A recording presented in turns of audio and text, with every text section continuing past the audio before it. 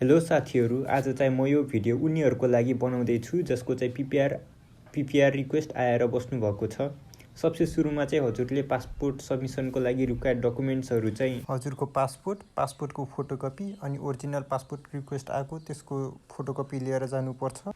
अनि हजुरले passport submit गर्ने बित्तिकै सेम डेमा हजुरलाई दुईवटा यस्तो खाले मेल आउँछ, हजुरले स्क्रिनमा हेर्न सक्नुहुन्छ। पासपोर्ट सबमिसन पछि हजुरलाई यस्तो मेलहरु आउन सक्छ। हजुरले चाहिँ यो मेलहरु भिडियो पज गरेर हेर्नु होला। अनि लास्ट मेल चाहिँ हजुरलाई is ready for the collection भनेर आउँछ। अनि हजुरको पासपोर्टको प्याकेजिङ चाहिँ यसरी आउँछ। अब अनबक्सिङ गरेर नि हेर्दिउ के आउने रहेछ भित्रतिर।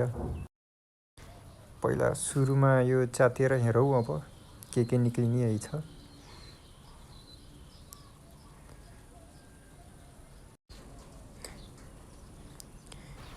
यो चाहिँ पीपीआर रिक्वेस्ट आएको फर्म हो, सबमिसन फर्म। अनि यो चाहिँ भीएफएसमा दिनुभएको त्यो फर्म एउटा भर्नुपर्ने हुन्थ्यो। त्यो डिटेल्सहरु हेर्न सक्नुहुन्छ।